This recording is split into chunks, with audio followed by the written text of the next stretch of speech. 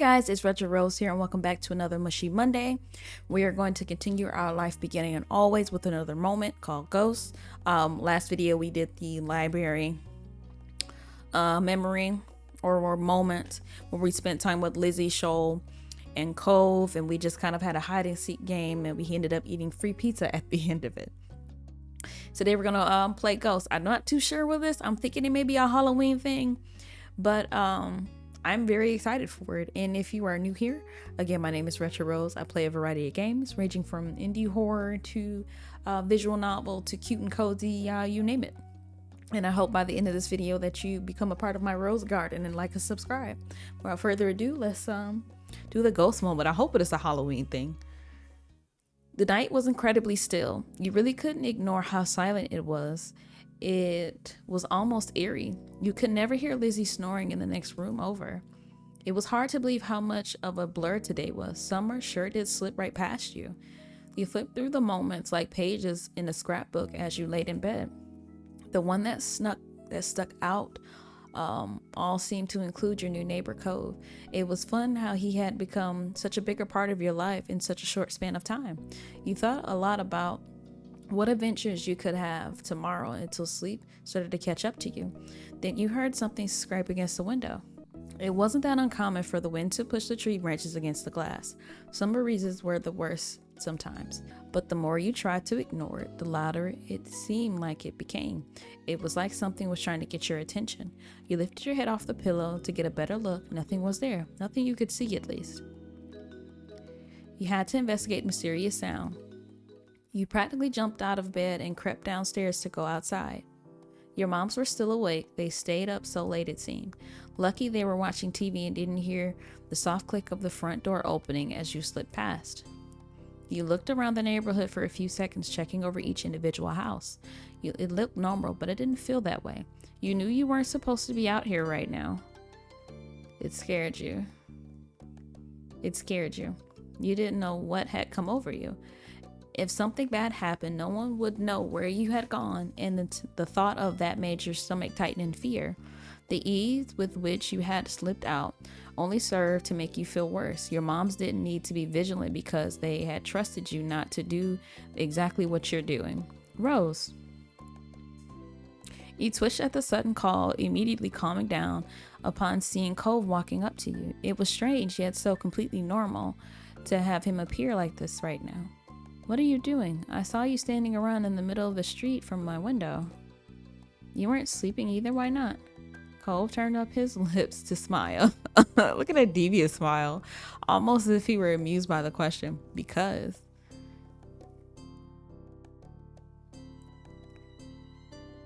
Did you hear a weird noise? You could tell you hit the nail on the head by the way his eyes widened. Yeah, you knew? I heard it too. That's why you came out, huh? Cove hesitated for a moment, looking down the street before his aquarium eyes fell on you again. Did it scare you? A little. Me too. I feel better that you're here. Me too. The two of you delicately smiled at that. Cove even chuckled a bit. It was nice that you both felt the same way about things. I was thinking of wondering if that was the wind, but what if it wasn't? What if it's a person? What if it's something that's not a person? The unsettled noise suddenly rushed through the air. Cove and you flinched. It sounds even worse than before. You were both about to agree with him when the noise came yet again, tearing through the still night. The two of you rapidly look around trying to find the source, but to no avail. There was no sign of an answer to this puzzle. You thought that it had to be a ghost. Invisible, creepy things lured children from their beds. It had to be a monster. You were torn between the curiosity of discovering what the noise really was and being scared enough to want to run straight home and hide under the bed covers. When you and Cove locked eyes, it was like speaking without words. Your mutual anxiety hadn't gone away entirely. Hey, can you tell where it's coming from? Not really. Then we'll have to look more. Somewhere else. Maybe we'll see something. Okay, let's go. You clustered together as you walked the familiar streets of your neighborhood, drawing strength from each other's presence. Shadows cut corners and angles where you didn't expect them, distorting the features you saw every day. The noise came again, shrill and hard, and it set your teeth on edge the way it grounds its way through you. Cole's throat bobbed. His eyes glistened in the dim light. You focused ahead. You offered him your hand. You comforted him. You'd offered him your hand. You really wanted to be there for him and wanted to show that. Your hand was left up for him to take. Cole's mouth opened wordlessly. There was a pause, but ultimately he accepted the offer. His hand was really sweaty, but it didn't bother you. You were scared too, but being able to comfort Cole was the most important thing right now. His eyes shut and pressed his lips together. His fingers locked around each other's even tighter. Where did you want to check? The hills behind my house. Cole's face. You and Cole ascend the hill, lit only by the stars in the night sky. The wind rippled through the grass, ruffled your hair. Without the sunlight to translate what you were seeing, every bush in the distance looked like a creepy figure or a towering monster. The noise was just as loud here as it was in the neighborhood, with just a little indication behind the cause. But you kept going forward. You couldn't stop when you had already gone so far. You had to find out what's going on. At the top of the hill as an excellent vantage point to survey the town from.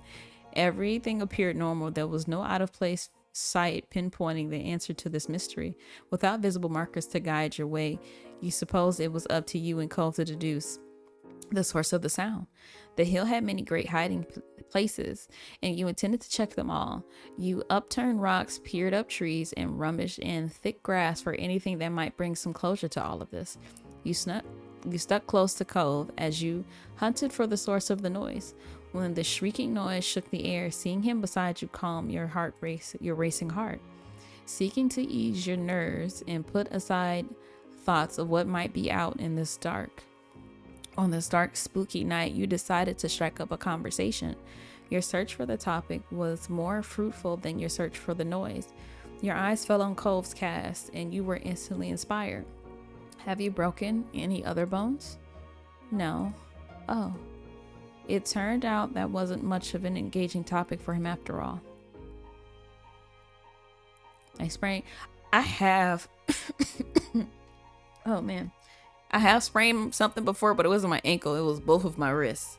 Don't judge me. So I was a kid and I had a very tall bed, and I had a dream that somebody had kidnapped me and tied me up, like tied my wrist behind my back and put me in the back of their pickup truck and drove off.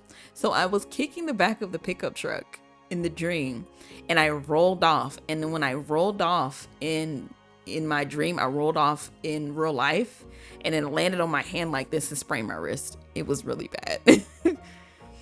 He smiled mischievously at your injury claim. That's not the same thing. It still isn't good. I guess so.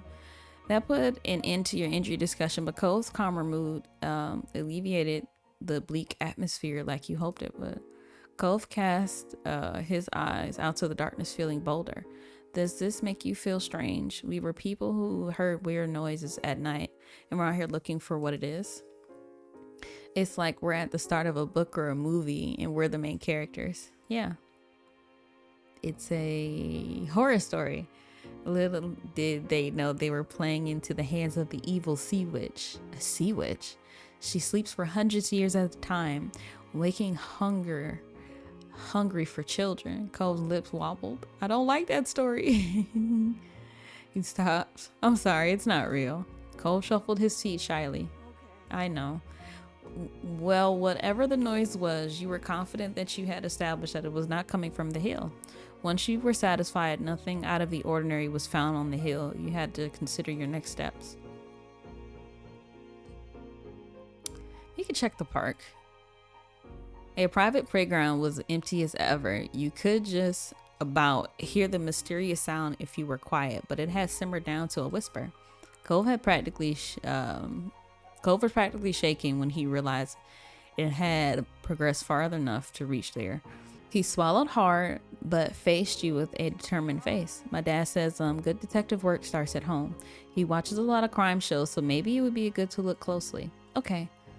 The two of you swept through every corridor of the park. No monkey bar, swing, or tire went unchecked. Huh. He was squatting on the ground, squinting at something in his hand. Intrigued, you checked over his shoulder so you could see too. Cove held it in his open palm.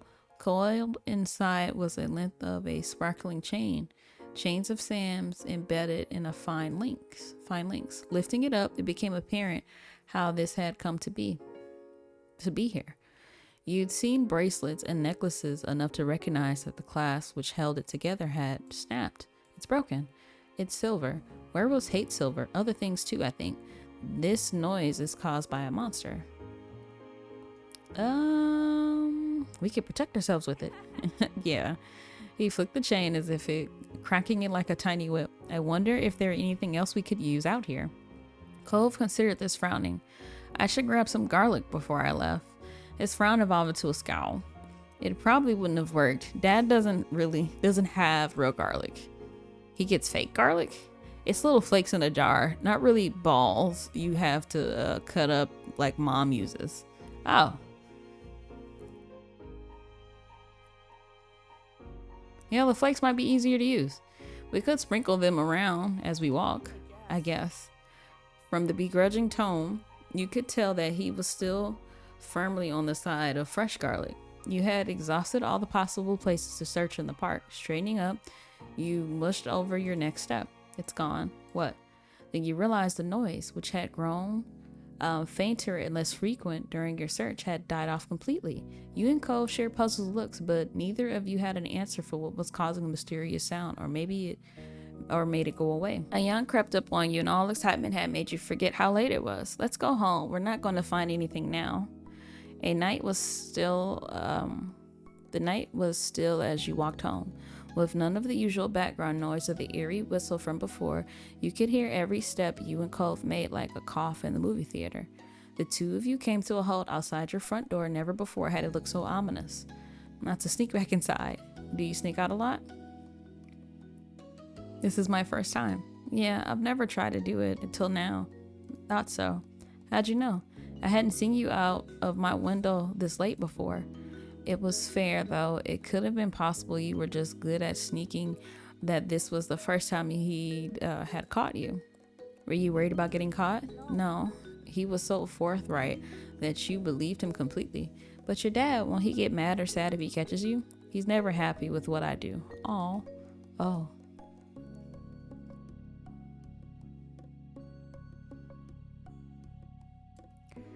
Your dad's just worried about you. He cares. It doesn't matter if he's worried, if he's the one who makes things worse. Yo! All right, I'm going in. Okay, good night. Good night, Cove. Thanks for coming with me tonight. I'm not sure I could have done it by myself. I wanted to go with you. Hearing that caused your face to heat up.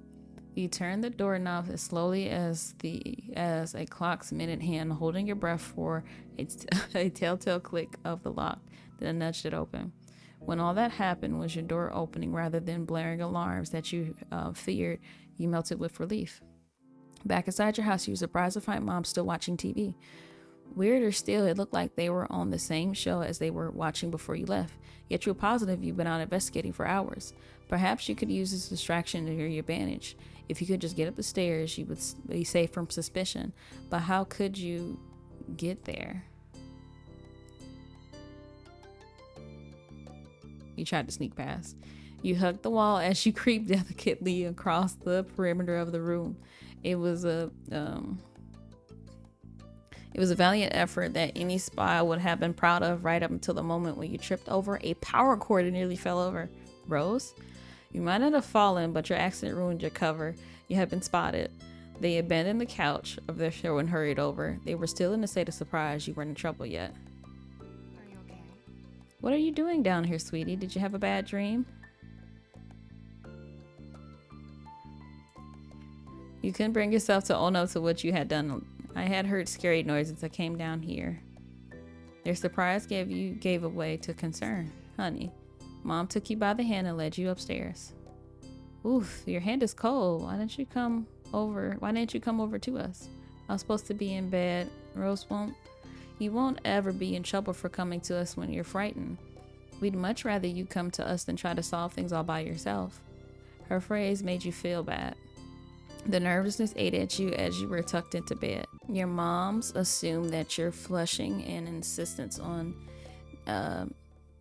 living under the covers was part of your fear that spoke to you softly until you calmed down enough to peek out from under the sheets. Once your moms had left, you turned over to the night's adventures in your mind, and it was still hard to believe that you really done it. It was harder to still believe that you had gotten away with it. Even now, you half expect to be caught somehow. Perhaps you left the door ajar or you trailed sand where they had already swept up. You hoped that Cove had gotten home okay, though he hadn't been worried. Being told off was never fun. Wriggling down deeper underneath the sheets, your thoughts turned to the unsolved mystery. You and Cove had only just begun to scratch the surface of it. Maybe you'd solve it and maybe you wouldn't, but knowing that you had shared it with him made you feel like you were being tickled from the inside. You hugged a pillow with your chest, tossing and turning as you replayed the night's events in your mind, daydreaming about different ways they could have gone. Any fear or danger that might have been there was certainly overshadowed by thinking of how close you had been with Cove the entire trip. Your daydreams ushered you into sleep with a smile on your face.